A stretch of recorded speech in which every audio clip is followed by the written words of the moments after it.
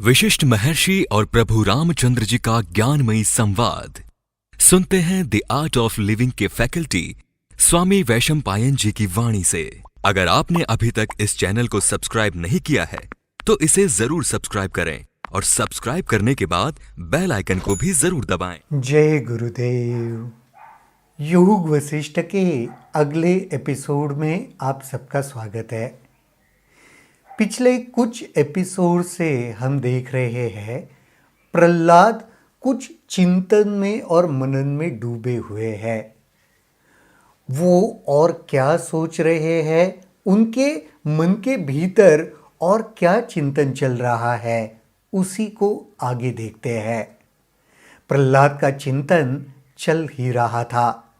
जो आत्मा चेतना की सब स्थितियों या वृत्तियों से परे है, उसका बोध अंततः प्राप्त कर लिया है। हे आत्मा, मैं तुम्हारा जय जयकार करता हूँ और तुम्हें आलिंगन देता हूँ।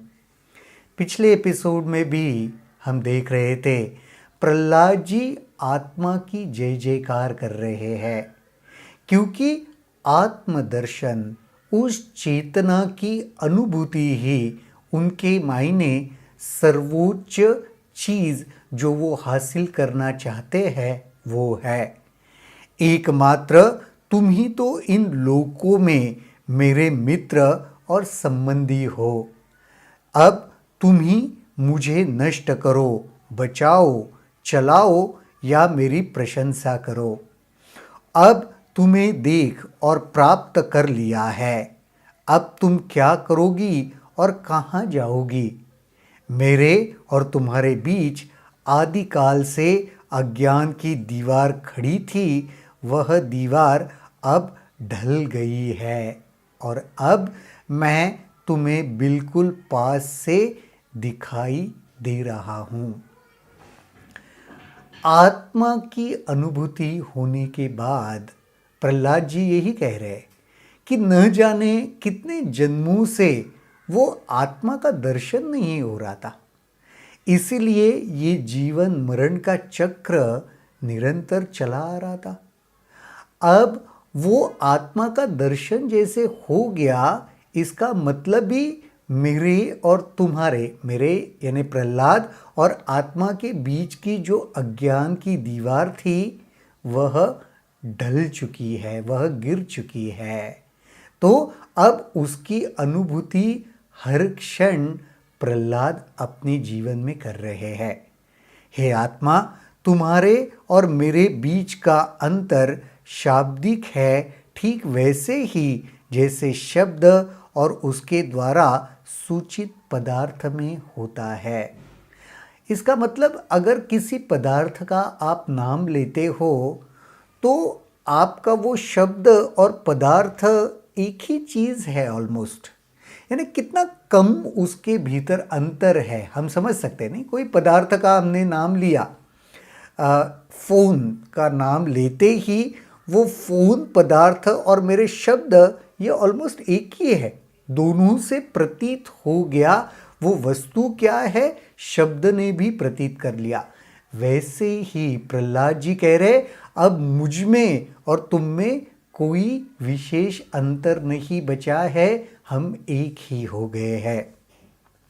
जिस प्रकार जल और लहर, जल का अंतर अवास्तविक होता है, वैसे ही जिस प्रकार जल और जल में जो लहर उठती है, उनके भीतर, उनके बीच में जो अंतर है वो अवास्तविक है, वो वास्तविक नहीं है। अगर कोई कहेगा कि लहर अलग है और जल अलग है तो वो क्या सत्य है क्या? उसी प्रकार प्रहलाद को अपने भीतर और उस आत्मा के भीतर अब कोई अंतर महसूस नहीं हो रहा। तुम दृष्टा हो, अनुभवकर्त्री हो, तुम्हारा जय जयकार। जो कोई दृष्टा है मेरे भीतर, वो सही मायने में आत्मा ही है। जो कोई अनुभव कर रहा है मेरे भीतर, वह आत्मा ही है। उस आत्मा का मैं जय जयकार कर रहा हूँ। परंतु दुख इस बात का है कि तुमने अपने शरीर से तादात्म्य स्थापित कर लिया था और अपनी प्रकृति को भूल रखा था। हम काफ़ी बार बहुत स्वाभाविक दृष्टि से अगर देखने जाए तो अपने आप को शरीर मानते हैं, नहीं लगता आपको कि शरीर से जुड़ी हुई सारी चीज़ें हमें लगती है अपनी है। मुझे पीड़ा हो रही है तो शरीर को पीड़ा होती है ना, तो काफ़ी बार हम कहते हैं मुझे पीड़ा हो रही है, होता है ना। सिर दर्द हो रहा है तो लगता है अरे मेरा वो दर्द हो रहा है, सिर में दर्द हो रहा है। तो मेरा ये जो अनुभव है वो आत्मा से ना जुड़कर नॉर्मली हमारा शरीर के साथ जुड़ा होता है। प्रहलाद जी भी यही कह रहे हैं कि कई जन्मों से, सालों से वो जो तादात्म्य था वो शरीर के साथ था, आत्मा के साथ नहीं था। परिणाम यह हुआ कि तुमने अंतहीन दुख भोगा। तुम्हारे बार बार जन्म मरण के चक्र में पड़े रहना और बिना आत्मज्ञान के बाह्य प्रभावों को अनुभूत करना पड़ा था। इसी के वजह से दुख अनुभव में इसीलिए आया क्योंकि मैं आत्मा हूँ, इसके साथ तादात्म्य नहीं था ना।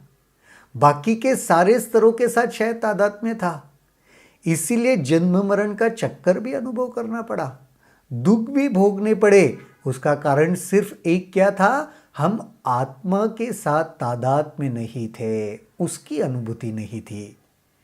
पर खैर, अब मैंने तुम्हें देख लिया है, अब मुझे तुम्हारा आत्मा का अनुभव हो चुका है और तुम तक मैं पहुंच गया हूँ। सिर्फ अनुभव नहीं हुआ, मैं तुम तक पहुंच गया हूँ। अब तुम्हारे संबंध में भ्रमित नहीं होऊंगा। अब तुम्हारे संबंध में कोई भी भ्रम मेरे भीतर शेष नहीं रहा है। हे प्रभु, जो आत्मा नेत्रों का प्रकाश है और बुद्धि के रूप में शरीर में व्याप्त है, वह न दिखती थी न अनुभव ही होती थी। यह बुद्धि अपने से अलग कैसे है? अब उसे अनुभूत कर लिया है और इंद्रिय सुखों की ओर मेरा ध्यान अब नहीं जाता। प्रहलाद जी कह रहे, इसके पहले तक इन सारे इंद्रिय सुखों में वो मेरा मन जाता था, उसमें मैं उलझा रहता था।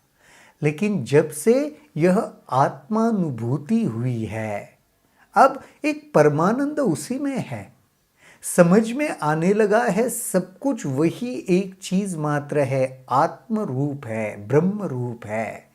अब छोटी छोटी सुखों में जो इंद्रियों से मुझे प्राप्त होती है, उसकी ओर मेरा मन नहीं जाता, मैं भी उसमें नहीं उलझता। अपनी उस आत्मा का जय जयकार हो जो असीम भी है और अहम विहीन भी है। कौन सी आत्मा का क्या स्वरूप बता रहे? असीम है। असीम कितना सुंदर शब्द है, जिसका कोई सीमा नहीं है, उसे असीम कहते हैं। और अहंकार के, वो अहंकार विहीन है, उसमें अहम भी नहीं है। ऐसे आत्मा का स्वरूप का प्रहलाद जी जय जयकार कर रहे हैं। इस अरूप आत्मा का जय जयकार। तुम मुझ में शांति के रूप में विराजमान हो, तुम शुद्ध साक्षी चेतना हो, तुम्हारा कोई रूप नहीं और न समय तथा आकाश तुम्हारा विभेद ही कर सकता है। तुम साक्षी रूप हो। आत्मा क्या है? सबका साक्षी है। सब कुछ उस ब्रह्म में आत्ममय ही है, यही बार बार बता रहे हैं। प्राण शक्ति के प्राण और अपान को गतिशील करने पर मन अद्वेलित होता है, इंद्रियां सक्रिय होती है और ऊर्जा फैलने लगती है। प्राण शक्ति के प्राण और अपान जब गतिशील होते हैं ना, तभी जीवन सही मायने में शुरू होता है। ऐसे कहते हैं ना, पंच प्राण और पंच उपप्राण होते हैं। तो यहाँ पे सिर्फ प्राण और अपान, ये दो प्राणों के बारे में नहीं कह रहे। सारे प्राण जब एक्टिवेट होते हैं, उनमें कुछ गति आ जाती है, तब सही मायने में इंद्रिया जागृत हो उठती है, जीवन जागृत हो उठता है। इच्छा शक्ति से खींचा चालक रूपी मन रक्त मांस त्वचा और हड्डियों से निर्मित काया को खींच ले जाता है। जो हो मैं विशुद्ध चेतना हूँ, शरीर या किसी और चीज पर आश्रित नहीं हूँ। अब आत्मा का अनुभव हो गया ना, तो ये भी समझ में आ गया, अब मैं किसी और चीज पर आश्रित नहीं हूँ, शरीर पर भी नहीं। यह शरीर उठे या गिरे, इसे तो इच्छाओं के अनुरूप ही चलना है। समय आने पर अहम भाव जागृत होता है और फिर ऐसा समय भी आता है जब यह अहम भाव मिट जाता है। समय समय की बात है, कभी अहम भाव जागृत हो जाता है, कभी वह मिट भी जाता है। यह क्रम वैसा ही है जैसे प्रलय आने पर ब्रह्मांड का विलय हो जाता है। ऐसे कहते हैं ना, इस ब्रह्मांड की सृष्टि होती है, उत्पत्ति होती है, फिर एक समय बाद यह खत्म भी, उसका विलय भी हो जाता है। उसी प्रकार यह बात है। परंतु इस सृष्टि में लंबे समय तक बार बार जन्मते और मरते रहने के बाद मैं शांति और विश्राम की उस स्थिति को प्राप्त कर सका हूँ जिस प्रकार समय चक्र के पूरा होने पर संपूर्ण ब्रह्मांड शांति और विश्राम को प्राप्त करता है। ब्रह्मांड का जब लय हो जाता है उसके बाद सिर्फ शांति वहाँ पर शेष रहती है। वैसी शांति मैंने भी प्राप्त कर ली है। आत्मा का प्रकाश होने के कारण मैं अपनी आंखें खोलता हूँ और ब्रह्मांड अस्तित्व में आ जाता है। मैं आंखें बंद कर लेता हूँ और ब्रह्मांड रहता ही नहीं। हे आत्मा, तुम वह परमाणु हो जिसमें पहले से ही सारा ब्रह्मांड स्थित है।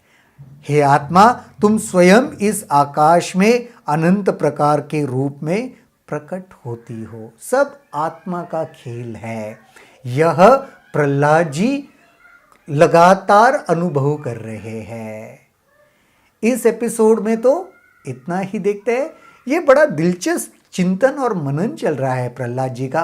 अगले एपिसोड में देखते हैं और क्या बातें होती है। तब तक के लिए जय गुरुदेव। अगर आपके इस वीडियो को लेकर कुछ सवाल हैं तो कमेंट सेक्शन में जरूर लिखें, जिसके ऊपर हम आने वाले वीडियोस में चर्चा करेंगे।